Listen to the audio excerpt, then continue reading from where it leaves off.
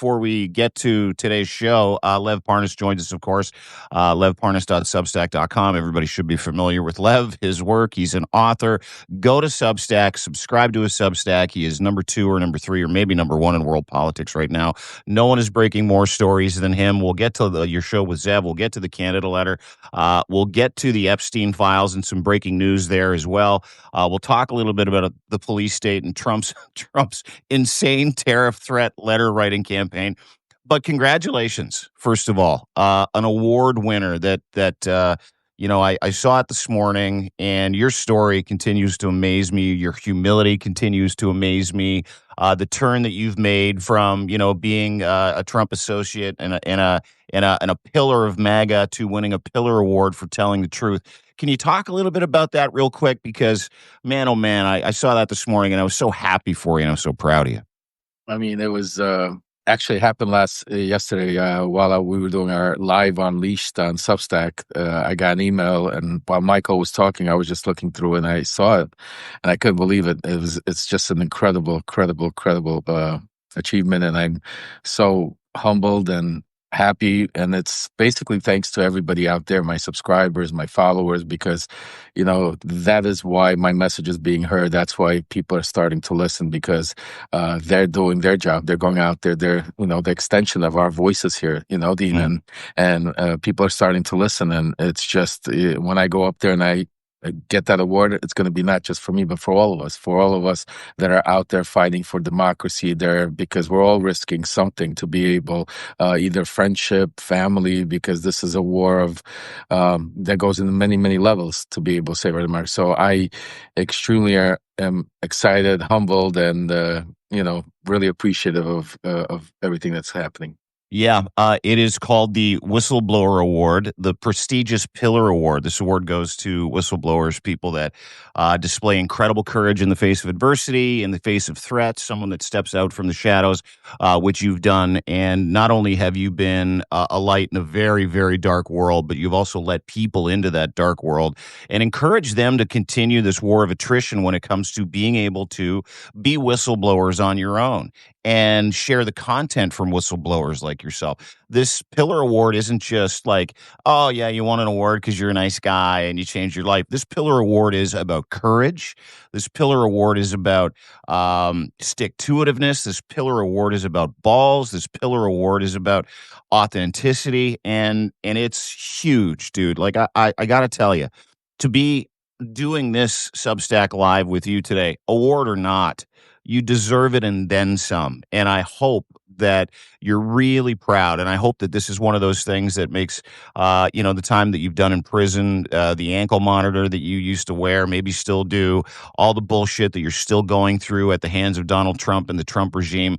I hope this Pillar Award puts a little pep in your step. I really, really do. I tell you, Dina, thank you so much for those kind words. And this award means even more to me now, especially what we're going through right this second. I mean, like literally, as we're talking, just a few minutes ago, I was on the phone with some of my sources, and Donald Trump is literally working on shutting up truth tellers, shutting up whistleblowers, shutting up leakers. Like even as recently as today, there was a leaker that came out about stuff in the FBI and how and Pam Bondi came out and said that he's just a disgruntled employee, and it's their push right now to shut the truth down and change history, which gives me so much more. I don't know what the right word is. I'm a little bit, nervous now because you put me on the spot, but it gives me a lot of hope that, that what we're doing now and that, by getting this award now, by trying to amplify it, by keep pushing the word out there, that it will make it that much harder for Trump to be able to stop, our First Amendment rights, stop our, right to speak, right to protest, right to be able to stand up to tyrants just like he is. So I think the timing of it is just incredible, especially with what's going on right now. Well, let's blow some fucking whistles then. What do you say? Let's do it. Right. What are you hearing before we get to Trump's letter and some Epstein news and some Voice of Ukraine stuff with you and Alex? What are you hearing about Trump trying to shut up leakers? Because he's had a very fucking bad week. Like, this has been one of the worst weeks I've ever seen in the Trump administration. People leaking about the Epstein files, people leaking about all of his tariffs and all the deadlines being completely fake. A White House insider leaked that to Politico and MSN and a couple of other outlets like the Daily Beast. But what is he trying to do? And when you talk to your sources close to Trump and in the White House, what are they telling you his game plan is to shut people up? Because the police state is a pretty decent warning to people like you and me, right? Yo, tell me about it. I mean, one of the Yeah, most, one of the things I'm hearing that they're really putting together and the main push that's happening right now is election reform. yeah, I mean, putting in all these parameters as far as what they're going to, because, they're getting geared up for 2026 to make sure that they're able to stay, not lose the House, not lose that, but not because of any policies or anything because they're doing good, but because he's trying to implement that same police state, that same authoritarian into here. With that, part of it is to shut down the media, shut down yeah, independent journalists. But the first thing they're going after is the leakers. The people on this, like that's why a lot of my sources are literally shitting bricks. Like, they all worry every day, day to day. But the reason there are so many leakers and so many sources is because these people are also human beings. Not all of them are hardcore Trumpers, and some of them are just whatever, got caught up or did it for their own personal agendas. I'm not going to sit here and justify why they're doing what they're doing, but they themselves are being hurt by a lot of stuff that he's doing. They themselves are seeing and worried that he is losing it, that he's not as stable and, that he has some sort of decline going on. They themselves are starting to realize that the second that he does it, you don't favor him or he turns to you or not even him, people around him. See, this is where it's becoming even more dangerous because like if it's one thing that going after him and then he tries to, but now if you're trying to uncover or show up, speak truth to power to people like Stephen Miller, Russell Vaught, I mean, Susie Wild, I mean, he comes after you even harder defending them. Pete Hegseth, I mean, I'm saying to you, so it's people inside are really worried, and right now he's concentrating on the big media. You got the CBS, NBC, NBC's, yeah. ABC's dealing with all those lawsuits. But the next stage, which I'm hearing that is going to start taking place, is he's going to crack down on social media.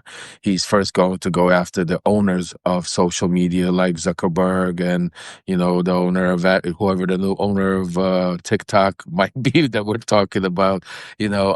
Obviously he has a problem with Elon Musk, and that's going to play out because Elon and X now is what's it called. But I'm hearing that Substack is becoming now on his radar, Mhm. and that's another platform that because this is right now a community like no other. I mean, we literally here at Substack. Substack's killing him. Yeah. We're killing and we've grown, we have so many truth tellers, so many, independent journalists out here that are, really giving the truth compared to any other platform out there. So,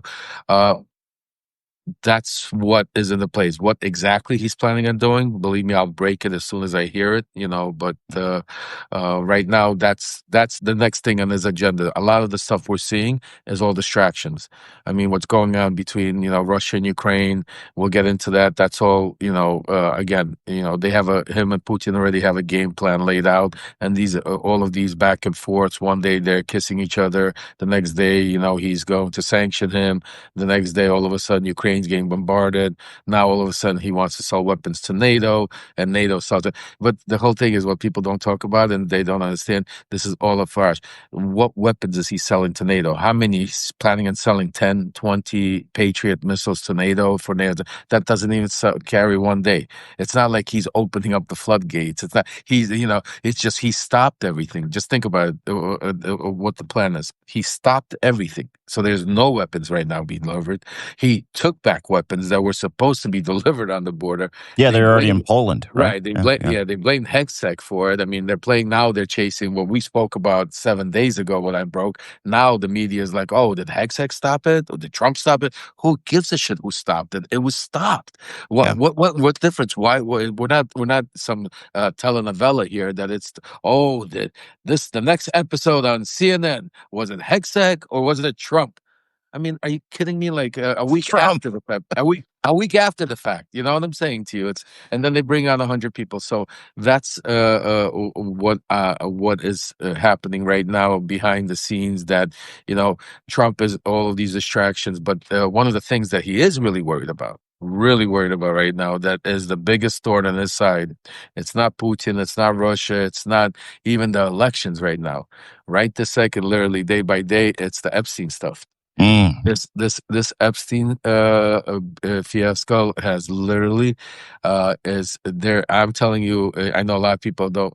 You have to understand. You have to be either know somebody really close that's mega, either have mega in your family or be part of it and somehow. But unless you are that, you do not understand the way the mega cult thinks, and that's why if you trust me, then you listen to me because I was the leader, one of the leaders of the originators. They call me the OG of mega cult. You know what I'm saying to you? So I'm telling you, this is something extremely important, and that's why I keep saying it. That's why we had the special with Zev yesterday, because the media is already on to other things. They're not talking about it already, and yeah. not one reporter has the chutzpah to ask him a question about it after he shut it down.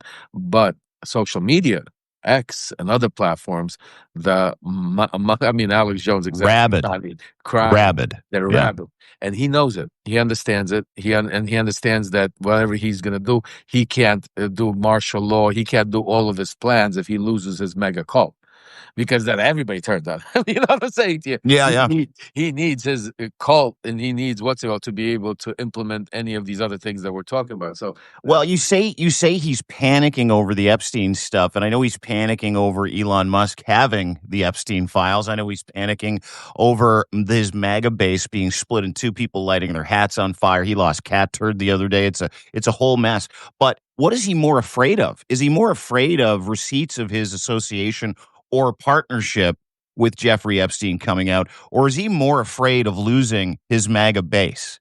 he's more afraid of the people. That's why I tell everybody all the time that Yeah. any of you that know Donald Trump or know anything about him, trust me when I tell you, he is not scared of the left. He's not scared of the media. He's not scared of DOJ or any of the. What he is scared of is the people. People, what he needs most of all, it's like, there's people like there's sexaholics, alcoholics, drugaholics. I mean, there's all kinds. I mean, he's a media whore. He is an attention whore. Like, that's why all of this has been like, so, as if you read my Substack, I tell you, Bibi Netanyahu gets what he wants in his fight against, to wipe out the West Bank, Gaza, and all of the things he's been trying to implement.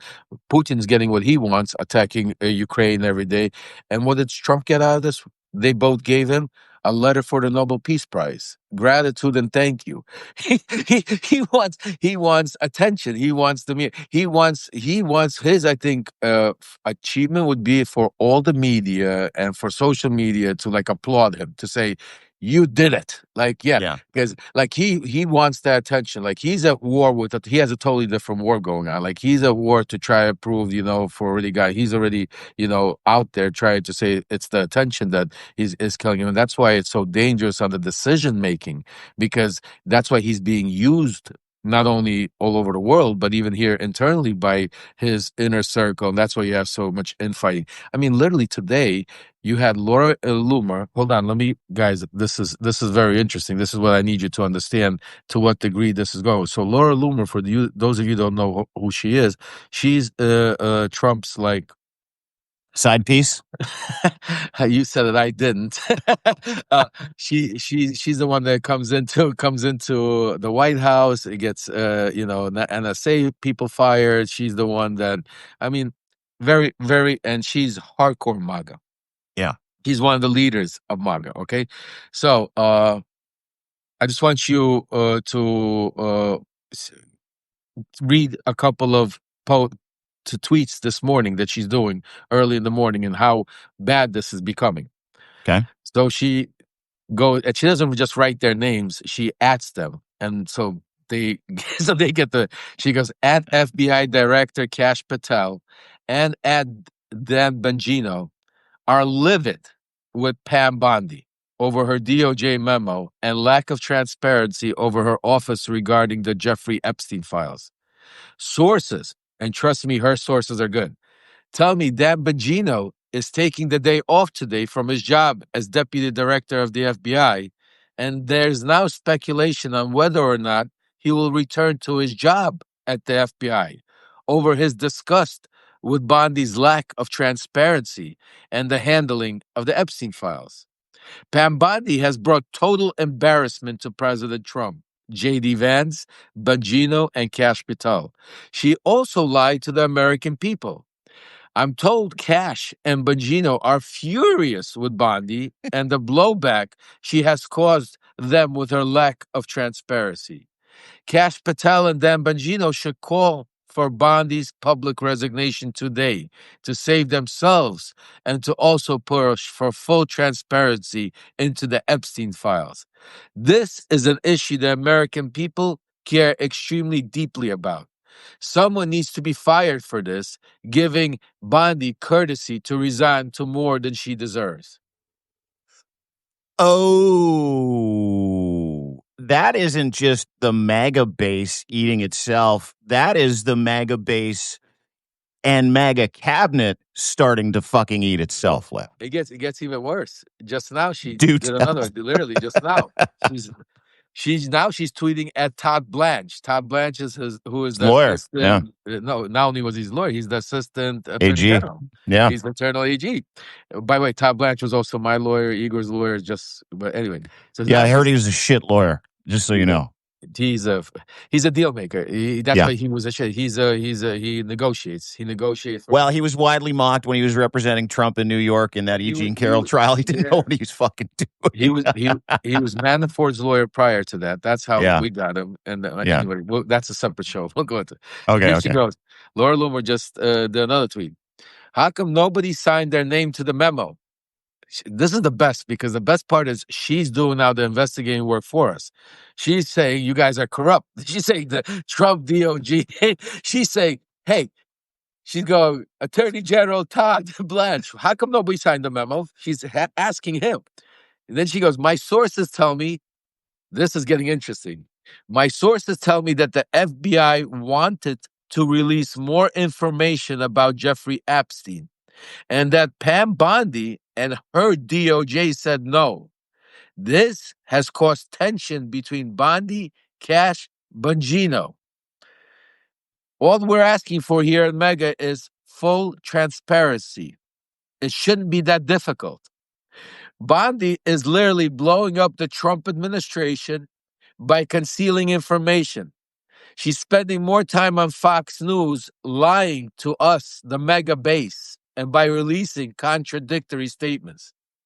There's information that can't be released that the public wants to see. Now, let me stop you right there, why this is so important.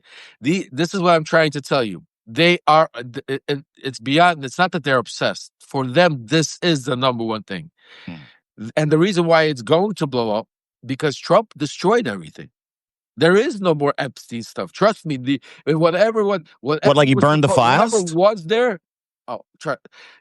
Trump put an end to it. That's why, that's why you're not getting any leakers. That's why. So there is nothing that's going to come out. But the mega base are so obsessed and going crazy because they're a cult. It's their whole fucking personality. Right. It's why they're involved, right? Yeah, it's their identity. Right. So why they're going crazy is because they can't believe that their cult leader would do something like this to them. They can't believe that Donald Trump would actually stop it, cover it up. So they're going out of their mind and finding a scapegoat and thinking, who could it be that says? So now Pam Bondi is the scapegoat.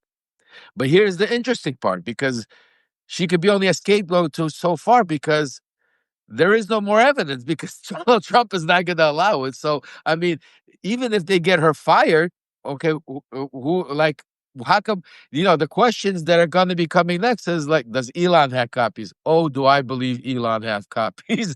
I think Elon has a lot of different information, and that's why a lot of this is being done right now. Yeah. This is being, if you take a look at the timing, this is all happening. This is like right after Elon comes on, but while BB's in town. Because remember, what you heard on our show yesterday, Zev broke it to you guys, the relationship between Israel and again, I'm Jewish, I'm for Israel. This is not to say Israel is bad, but all countries do it. And there's time, because remember, it's not the country, it's the leaders at the time that make it do, just like right now. Correct. Yeah.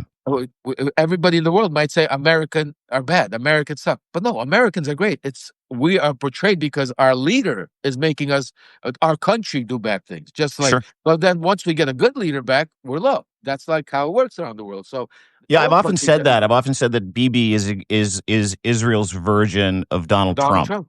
Yeah. Absolutely. That's Yeah. why. And so is Bolsonaro in Brazil. He's Brazil's Brazil's version version of of Donald Donald Trump. Trump. Yeah. So Yeah. and that's why he's supporting them. That's Yeah. why he's right now. Just think about it. You got Donald Trump, the president of the United States, interfering in criminal cases, going after judges in other countries. Not only our judges, let alone he goes after our own judges. Now he's going threatening other judges in other countries in their and this is how we portray democracy, folks. Yeah. This is how Well, he went America after, to is your shown. point, he went after Israel's Supreme Court, told him he wouldn't send Israel any more weapons if they didn't drop the persecution of Bibi Netanyahu. Did the same thing with Brazil, 50% tariff. Lula, unless you leave Jair Bolsonaro alone, he's Just the think best. of He's a fucking Bolsonaro criminal tried to that had kill people Lula. murdered. Yeah. Lula, he tried to kill the president. He put an assassination on the president. This president. So the president, so he's sitting there, he's like, so the guy that tried to assassinate me, I have to now let him go because Trump said so, because he's, rah rah. So this is the craziness, but it goes on. I mean, Oh, you're not done with the Loomer insanity? By the way, when you're done with Loomer, I'm gonna bring two worlds together. So please continue. so because that Tom Blanche responds, this will get crazy. And just think about how these officials, AEG, are responding to social media pundits. This is how crazy it's getting, guys. Mm-hmm. So so you only release memos on Sunday evening. Oh, okay, yeah, okay. Here now it's getting. She's starting. See what Loomer. See, Loomer is a very nasty human being. But if we have her on our side going after them right now, I can't tell you folks how. Just leave her alone and let her go. Let her leave her alone and let her go. I mean, you don't Just understand. wind her up. Yeah, Just wind wind her her up. up and let her go. Like, I don't even attack her right now. Me and her go at it. She attacked my son. Me and her have been going at it for so many years. And right now, I applaud her. I'm like, go, Laura, go. Go, Loomer, go. I mean, look at it. So she goes, so this is information that can be released that the public wants to see. Why was the memo released on Sunday night on July 4th, weekend, with no official signage and no names of any administration officials? Great question, Laura. We're asking the same thing. Keep going. You only release memos on Sunday evening on holiday weekends when you don't want anyone paying attention to the contents. Go Loomer! Yeah. I've been saying it. This is exactly what we're saying. I'm a big Loomer guy right now for That's what some I'm reason. saying Yeah, to you. yeah, yeah. You'd never believe this, right? We're agreeing with Loomer. Trump, this is gonna say, Trump needs to read the room. Bondi has been very damaging to the administration. She has damaged public trust in the DOJ. She is hurting President Trump, his staff, his advisors. She lied on national television and needs to be held accountable for harming Trump administration, public trust, and destroying MAGA. So here we go. Todd Blanche responds, I worked. this, They're litigating this on fucking Twitter. Dude, I can't even. I can't. This is like, right, Lisa. An hour ago, I'm reading this all right now. That Oh, Tom keep Blanche. going. This is the best laugh I've had all week. Keep it up. I work closely with closely with FBI Director Cash and Bongino on the joint FBI and DOJ memo regarding the Epstein file. All of us signed off on the contents of the memo. All of us. So now he's saying, Laura, you're an idiot. Cash, we all signed off on this memo. We're all shut it down. Because why? Because Donald Trump did this. This is, Yeah. read the tea leaves, folks. Okay. All of us signed off on this. Contents of the memo and the conclusions stated in the memo. Basically, shut. Done. Mhm. The suggestions by anyone that there are any daylight between the FBI and DOJ leaderships on this memo composition and release is patently false. So now you got another account, a huge account that is on there that does space. This guy Diligent. He responds to Blanche. He goes, "The Axios memo was leaked. Who leaked it? Why did you lie about the Epstein suicide being conclusive? Where are the flight logs? Where are the names? Where are the information? The criminal charges? Mega was promised." Like a Oh, the cult didn't get their gift, right? The cult didn't get their gift. Laura Loomer at the center of the cult. That is fucking unbelievable. That's happening in real time. That's going on right now. Lev is literally reading this right as now, it's happening right on now. social media right now, where MAGA is breaking into. Laura Loomer is leading the charge. But I got a couple things, and I want to get to the connection of them after the fact. Fuck, that was brilliant. What a great laugh, Lev. Thank you so much. And we cover this dirge. It's great to have a laugh over the whole thing. But the fascinating part to me is that, as much as I think Laura Loomer is a complete and total fucking psycho, the same person who chained herself to Twitter's offices, if you remember that correctly, a couple of years ago. Yeah. She's insane. She gets people fired. Like, she gets people fired. She can walk into the Oval Office and fire these people from NSA, fire these guys from the CIA. Literally that afternoon, they're all fired. So listening to her and watching her go after Pam Bondi, I have to ask, is this Laura Loomer's doing, or is Donald Trump trying to run some interference and saying to Loomer, hey, go after Bondi. I'm going to present this as Bondi fucked up. The memos and the files were never there. She was using this as a grift, ta-da, ta-da, ta-da. Or is Loomer going out on her own and going, hey, listen, MAGA base, you're more important to me than anything else. Let's go after Pam Bondi and see what kind of fucking damage we could do. Because those files exist. We all know they exist. We've seen fucking copies of them. This is the interesting part. This is why it's very important for you guys to understand why this is a cult. Because if this was not a cult, it's all obvious. You could read the tea leaves. You could see by the conversations. You could see if you know anything about Donald Trump even a little bit, you understand that if Pam Bondi did this on her own and shut this down, Pam Bondi would be so far fired by now. Donald Trump would not be sitting by her side and protecting her. You would not have Todd Blanche coming out protecting her. You would not have she would be probably, they would put her in prison. Because this is what I'm trying to explain to you. This is so big for mega.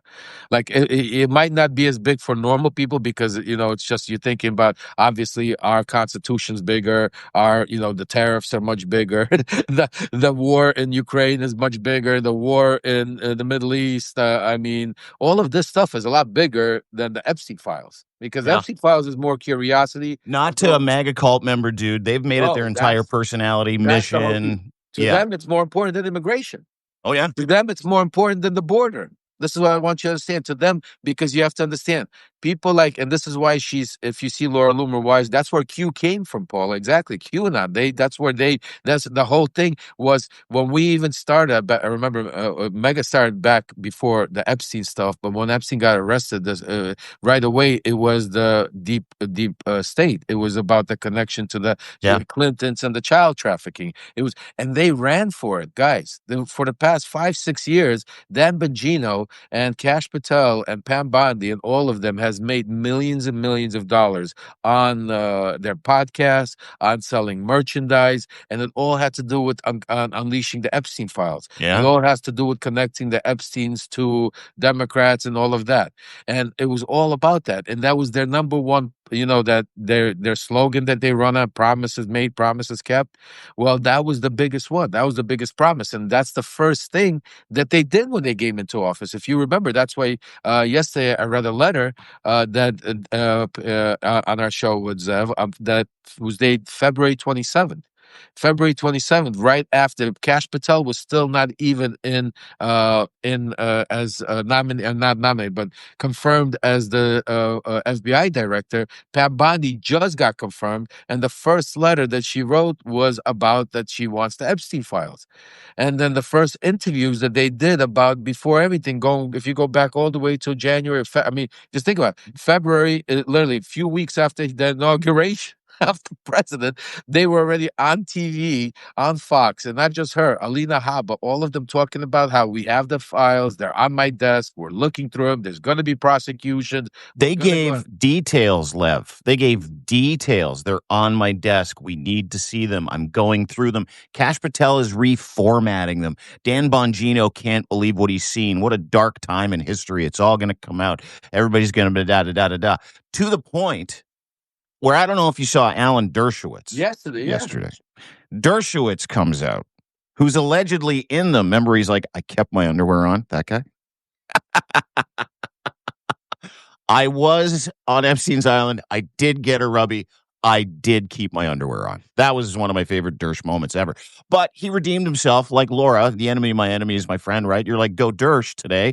Because yesterday, he goes on Sean Spicer's show. And again, this is another whole thing. Sean Spicer got a TV show. I didn't even know. And Donald Trump, be careful who you fuck on the way up because they're going to fuck you on the way down. Alan Dershowitz and Sean Spicer went all in, and Dershowitz was like, I know for a fact the Epstein files exist. I've seen them. I know the names that are in them, and I also know who's covering them up.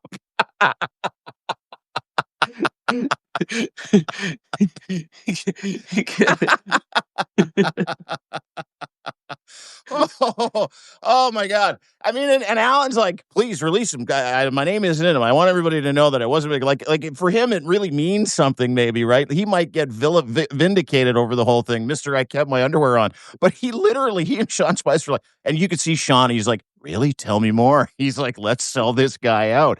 Because I have a feeling a lot of people can smell blood in the water around Donald Trump for the first time, maybe ever.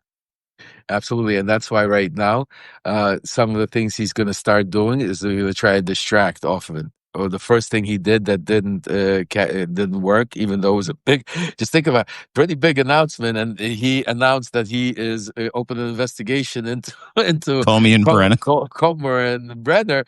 I mean, it should be news, but it didn't even touch the news cycle. I don't think it even like I mean, they just spun it like that. That didn't work. I mean, he's investigating the ex-CIA and ex-FBI director. That looked at him. They're all, I got some flight logs here from some. Oh, Whitney, thank you. Yep. There you go. One of my subscribers sent me flight logs with Errol Dershowitz all over it. Yeah, absolutely. Absolutely not. Thank you, Whitney.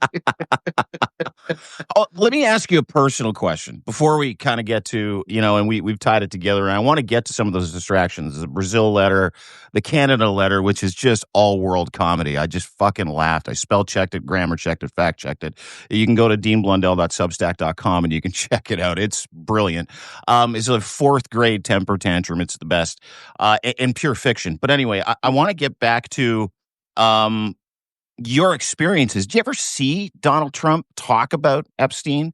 Were you ever in a room where Trump or a Trump associate's like, hey, you're buddies with him, right? Like, because he went from like, yeah, I like Jeffrey, great guy, a lot of fun, likes girls on the younger side, that's so I hear, to like, I barely know the guy, to the other day going, God, he's a desecration. What a creep. I have no idea who that guy is. When clearly hundreds of pictures, hundreds of videos, hundreds of firsthand accounts, he does. But were you ever a part and parcel to a conversation or in the room when Trump talked about Epstein? No, absolutely not. And this is why I want to make a very clear point, because yesterday also, for those of you that watch my show Unleashed, I do a show with Michael Cohen, Malcolm Nance, and it was great yesterday. Yeah. And I push back on everybody. You could see that I don't care. Like, when Michael came around and started saying, about what we were talking about, I said Donald Trump. Hold on a second, 1 second. Yeah. I'm sorry, my daughter. 1 second. No problem. This is live. This is what I love about Substack more than anything, by the way, is that Lev can pick up his dog, stop on Substack, and you're watching literally an American hero just conduct the business of life. Thank you, sir. I love you, buddy, sir. Thank you, brother. Oh, So, no problem, buddy. yeah, so, and this is why I spoke to Michael, because Michael came out and made a statement yesterday. He said, look, Yeah. I want to make it clear I'm not supporting Trump, but for 10 years that I've known, Donald Trump has never walked, it spoke about Epstein. We've never went anywhere. We've never, I've never heard the name. And I stopped him. I said, Michael, you did not work with Trump in the 90s. He's like, no. I go, but that's when he hung out with Epstein. He's not hanging out with Epstein in 2025. He wasn't hanging out with Epstein in 2019. That relationship ended before. If you take a look at the videos and the pictures, this is going back to the 80s and 90s and Mhm. maybe early 2000s. You know what I'm saying to you? That's when it got cut off. That's when Donald Trump was, living, because Donald Trump, a lot of people, he changed his history, seem to forget he wanted to be like an Epstein. Yeah. He had Miss Universe pageants. Just think about the two tapes that we have conversation of him saying that when you're famous, you could grab the woman by her private parts. I mean, that's pretty Epstein-like. And then also talking about that, when he used to walk in while these young girls, the beauty pageants were changing naked, and he'd just walk in because he could, because that's what he did.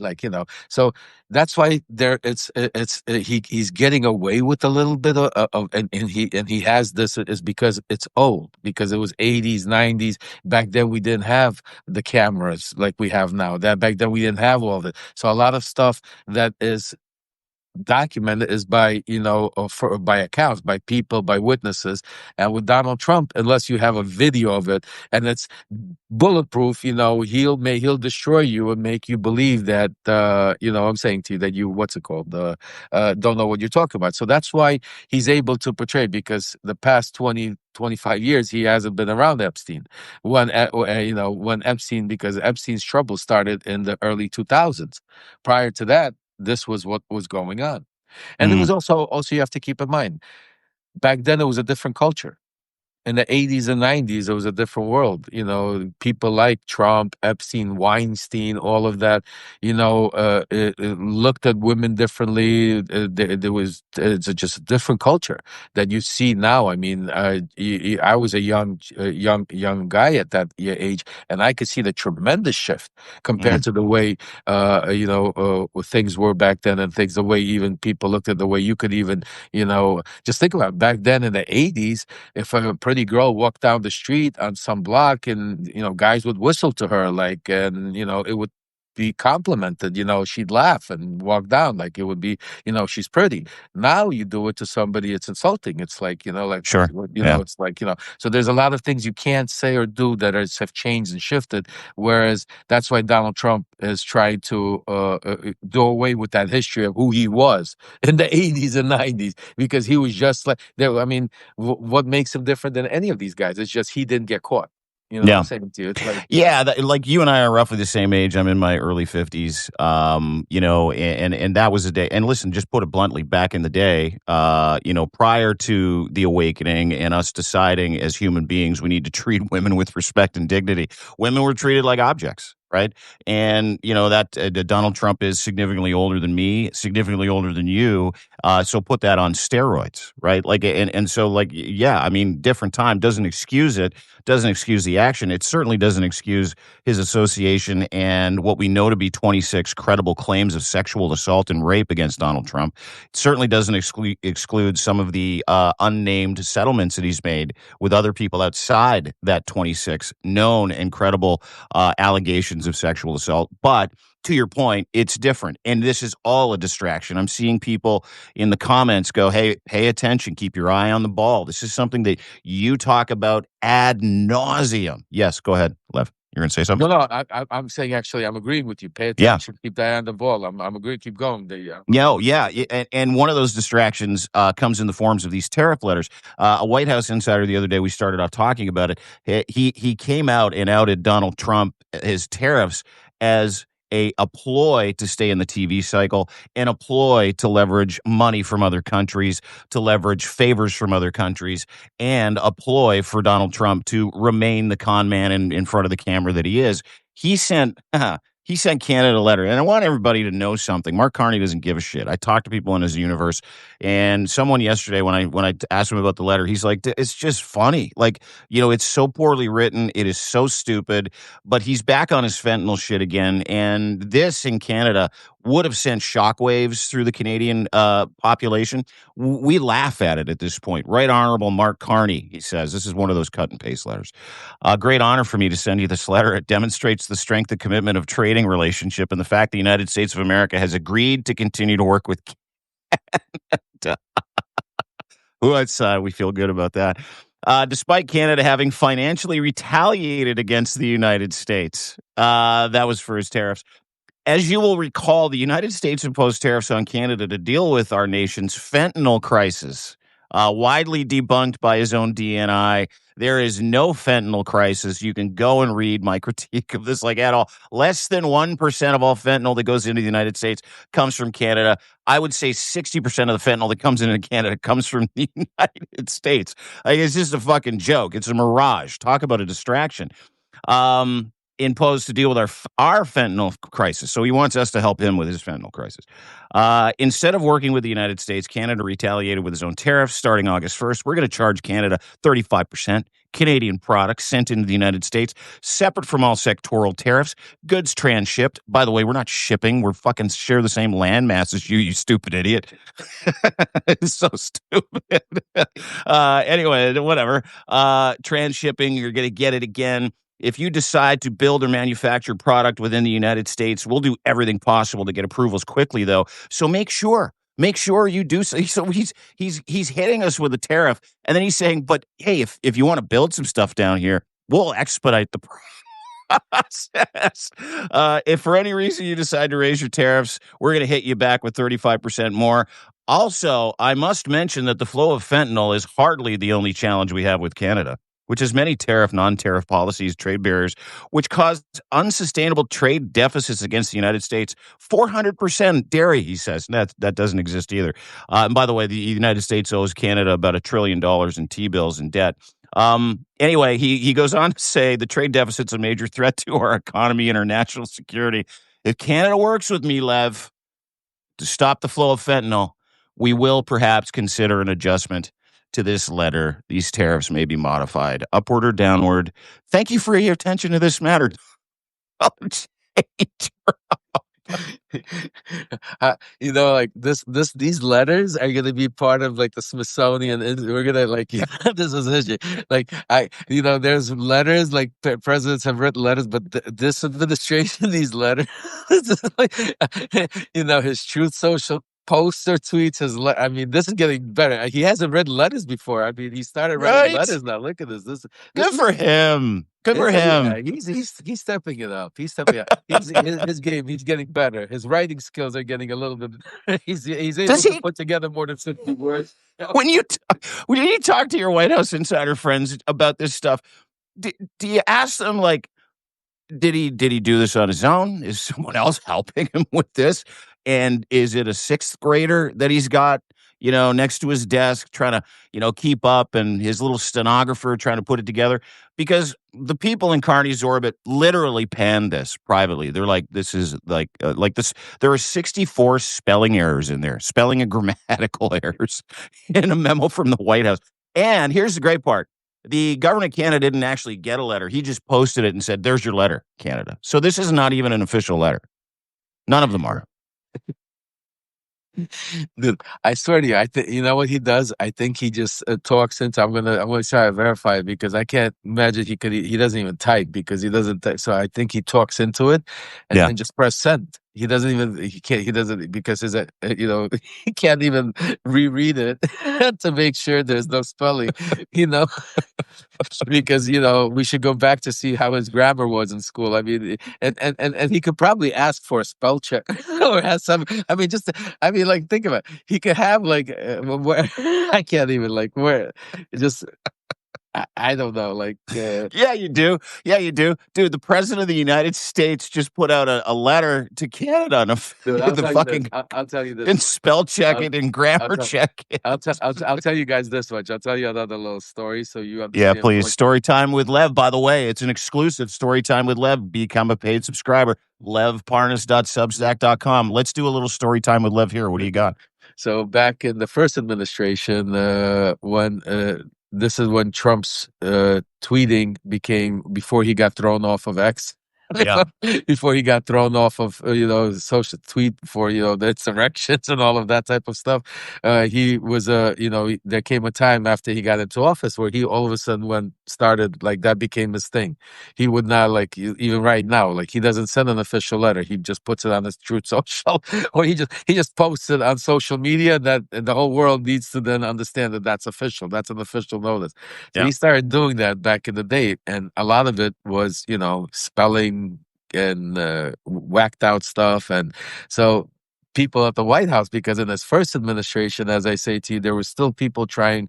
There were not, there were enablers, but they were not all enablers. There were people Yeah, you there had that the were John trying. Kellys of the world, a few other Yeah, people going, hey, we need to get a fucking handle on this guy. right, and also like even like the secretary, like Madeline, his secretary back then, and others, like even the people around him were normal, like people that knew the protocol, were trained enough to that this is not a regular secretary job. You're working for in the White House, and yeah, everything has to be overlooked. You know what I'm saying to you? Now there's all like I can't even explain to you who you got. Just think about this. You got Sergey Gore. Sergey Gore, who is like a Russian asset, that's in the head of the White House doing all the hiring. He's in White charge of House all personnel the chief. Yeah. Yeah. personnel changes. So I'm saying, so I'm saying to you, there's a Dude, there's he just named Nick Adams a fake right wing influencer.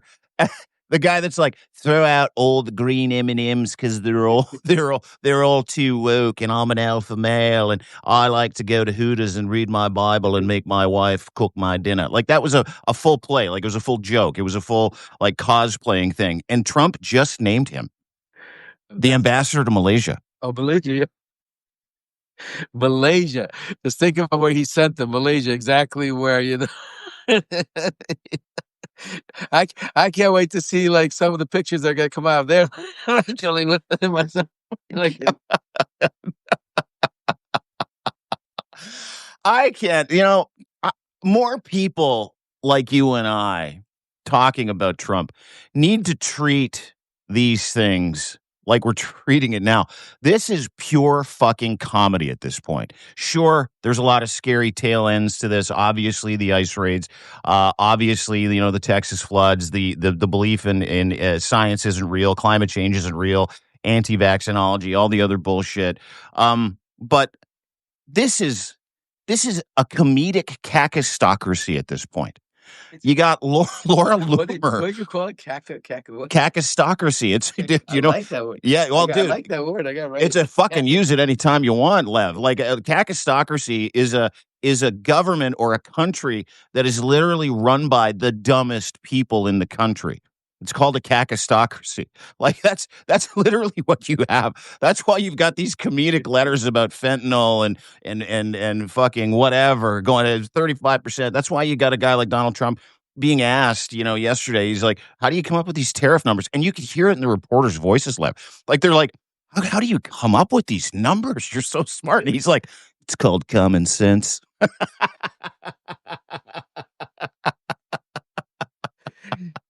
The other thing I want everybody to notice very important, like when you watch him when he does these cabinet meetings and when he Yeah. does these ovals, look at all the faces of his cabinet sitting around him when he makes comments. I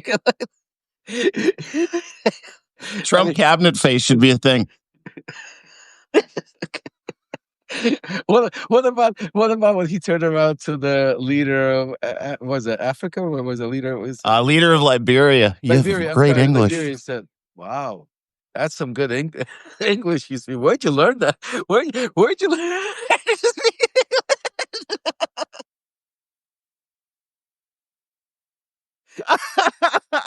Liberia is an English-speaking country. He goes, you speak better English than some of my people.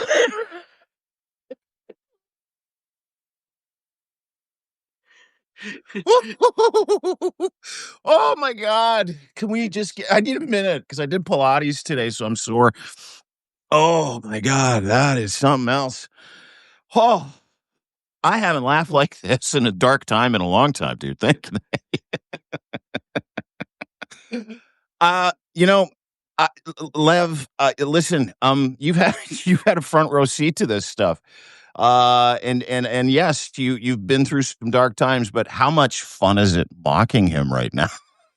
Dude, I can't, like I tell you, you know, it's, I can't even, yeah, and compared to where he was and where he is and having the people around him and everything, like it's just, and that's why sometimes I say, unfortunately, if it wasn't so serious, if we Yeah. really weren't like, losing our democracy or losing our constitution, getting our, I mean, just think about it.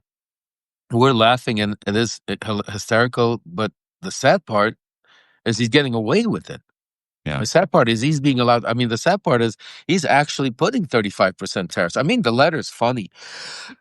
And we could talk about what kind of idiot he is and how he could, doesn't know how to even spell correctly. But at the end of the day, he's implementing 35% tariffs on Canada. I mean, at the end of the day, his I push. don't think he will, dude. I don't think he You don't will. think so? Nah, I don't think he will. I think this is just a channel changer, like no, like it's a channel changer. So in my conversations with the people with the government of Canada, they are convinced. Not only convinced, they assured me that not only will Taco Trump appear before August 1st, they've assured me that Taco Trump is going to get countermeasures delivered to his doorstep in the next week.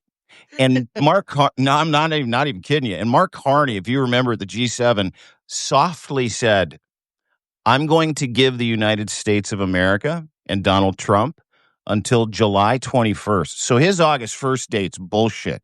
Carney already put him on the clock on the 21st of July to get something done or countermeasures, extra tariffs, targeting the Trump regime, targeting red states, and targeting the machinery that Trump needs from Canada to make this stuff work. So listen, this is not Canada is not a shrinking violet. It's the same conversation, and you do such great work with the Voice of Ukraine and Alex, and I highly encourage everybody to go and subscribe to Lev's channel for that, as well as Live and Raw and Unleashed, as well as Lev Remembers and Storytime with Lev.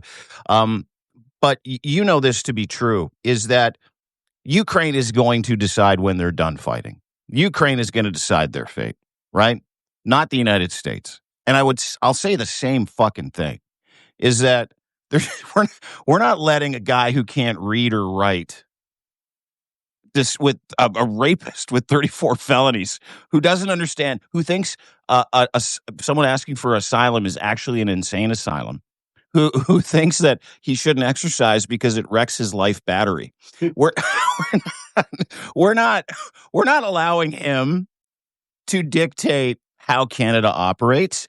And it was an interesting little moment. I know I got to let you go because you got to run, but interesting moment. Marco Rubio yesterday, buried in this op-ed, is now threatening NATO countries, including Canada, going, you can't buy your military equipment from the EU. You can't get involved. You got to buy it from us. So they're fucking panicking that Canada not only doesn't care, we're just getting busy moving forward. We're going to build our military out, the energy corridor, digital corridor, where all of our raw materials are going overseas. And if there's some shit left, we might do some business with the United States. But that's literally, like, if you want Canada's mantra and the vibe in this country, we're super together. We don't give a shit what that slug says. None of us do. Carney doesn't. Nobody does. It's all FaceTime. Carney's response to him in this letter was like, yeah. We'll continue to help, work against the fentanyl issue in North America, not Canada. And he's like, and we're just going to continue to move forward with better partners. Have a great day. Thank you for your attention to this matter. Just so everybody knows, that is the vibe in Canada. That is, and I couldn't be more proud. So whenever you're done, with your probation officer, please just fucking move here, Lev. Dude, I can't wait. As soon as I've done that, I'd like to get. I'm going to ask you to help me just to come visit there because Canada doesn't allow felons in here. See. That's what I want to know. How they let Trump in there? How are you allowing Trump in there, but you won't allow other felons in there? Well, that dude, there was a conversation. There was a conversation in Carney's orbit where they're like, "Do we let him in?" Oh, what about the best part that we before we go, let's quickly touch on that. Trump is also now threatening Spain. Trump is threatening Spain because Spain, the prosecutor of Spain came out and said that if as Bibi Netanyahu or comes to lands in Spain, that he will get arrested in Spain. Yeah. So Trump is now going after the country of Spain, saying, "How dare you do that?" So this is the stuff we're talking about. But I want to just say this before we go. Is one say this. This is incredible. For those of you that are not subscribed yet, make sure you subscribe to Dean. I mean, because what we're talking about here is so serious, so incredible. But to be able to get a laugh out of it, to spend an hour talking about, because we covered a lot of serious stuff, guys, and we were able to do it, with a little laugh, because a lot of it, most of the time, it's just so freaking serious and it's all so, it gets to you. And I always say that you got to take time out. You got to go hug your kids. You got to go say hi to your parents. You got to go out to the park. You got to just go for a walk, go for a swim, just, read a book, just turn the TV off because, I know we're so inundated right now. It's like, it's not even just us, it's the world. My kids, the kids, everybody. The first thing you wake up, you put on the TV, it's all over where it's Donald Trump's news. It's like, it's like watching live reality TV. You just put on, cable network or social media and, and everybody's waiting. It's like every day, you have your soap opera. Well, with us, it's every day the press briefing. The press briefing is a soap. What is Donald Trump going to say? Who is he going to embarrass? How crazy is he going to? This is what we're living through it. So, it is funny. It is, you can make it up and it is crazy. And we got at least at some point, like today, thank God, thank you to Dean, are able to, take this information with a little laughter. But I do want to, emphasize that it's very serious. Yeah.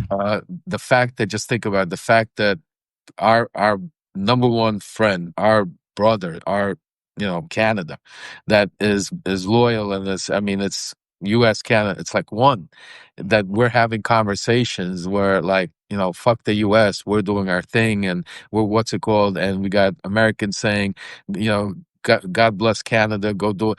Just think about what we're talking about. We're talking about, Canada, go leave us, and because we, it's just crazy. It's Well, crazy. you know what? Let me just further that, and I don't want to keep you any more than I have to. But just to add on to what you're saying, uh, Donald Trump is actually bringing Canada closer to America, real America. Donald Trump is actually bringing Canadians and Americans closer together. I've seen so many beautiful American protests for Canada. I've seen so many Canadians understand the nuanced difference of Donald Trump's America and Americans, right? So, to your point, truth tellers like Lev, truth tellers like myself, people who are willing to go out on a limb. This gentleman just won the Whistleblower Award, very prestigious Pillar Award for being one of the most important voices in trying to uncover the truth where darkness and tyranny exists. Yeah, we had a fucking great time today, for sure. But there's a seriousness, and that seriousness means that we're all in this together. It's really important you share this content. It's really important you smash those hearts. It's very important you subscribe to Lev. It's very important you subscribe to Malcolm Nance. Very important you subscribe to Cohen, Zev, Midas Touch. Aaron Parnas, your son, who's just doing God's work with the big, beautiful bill and Alligator Alcatraz. You're not going to get better, more up to date, faster news, holding power to account for the darkness that they're bringing forward to the American people and to the rest of the world. And mainstream media is not doing it. They're not doing anything. They're not having these conversations. They're not covering it. They're running interference, or they're just completely ignoring the importance of the undercurrent, which is what makes the intention of these people so bad. No one's talking about those things. So please subscribe to Lev Parnas' Substack, levparnas.substack.com. Please, I would implore you to subscribe to anybody's Substack who's telling the truth and willing to go out on a limb and do this. And please do me a favor, start laughing at this guy. I mean, sure, it's dark. Yeah, but it is exactly what you think it is. And I'll take a page out of Tucker Carlson's book, even though I think he's absolutely bizarre, where he's like, let's mock these people. He was talking about lefties. But you got to start doing it because the kakistocracy of the United States of America is in full force. You use it anytime, baby. I'm scared to mispronounce it. Just go hard on the A. Kakistocracy. Lev, it was so good to see you, buddy. We'll catch up on Monday. Okay. Wish everybody a great weekend. I hope it's a quiet one. I hope we have some peace in Ukraine, some peace here in the United States and Canada, and hopefully we could just take some time off and enjoy some time with our loved ones and our family. So, if not, we'll be going live. We'll be seeing you, but definitely stay tuned to Dean's Substacks, my Substack letters. We got a lot of stuff coming out because the news does not stop with Donald Trump. So have a great weekend. Thank you, Dean. Talk to you soon, buddy. See you Monday. Bye. There you go. My boy, Lev Parnas, ladies and gentlemen. Lev, Substack.com. Make sure you go and follow him. That is a lot of fun today. Thanks, Oaths Matter. Thanks, Ellen. Thanks, Gene. Thanks, Noble Blend. Thank you to everybody. Vicky, hi. Hi, everybody. Listen, guys. Donald Trump wants to keep you in this cauldron of fear. Totally does. You don't need to live there. None of us do. Canada isn't. Canada's just getting busy doing the shit. And Lev's getting busy doing the shit. Everybody else. That man can do nothing to you. If you want to tell the truth, can. You need to take it seriously, but you also have to laugh a little bit. It's the only thing you can control. So let me just end this incredible hour with my friend Lev Parnas by saying this. Thank you. Thank you for spending some time. We've got over 1,000 people that have watched the show, currently watching the show. Thank you for trusting us, trusting your brains and ears and eyes to us. Thank you to every democracy-loving Canadian and American. Stay together.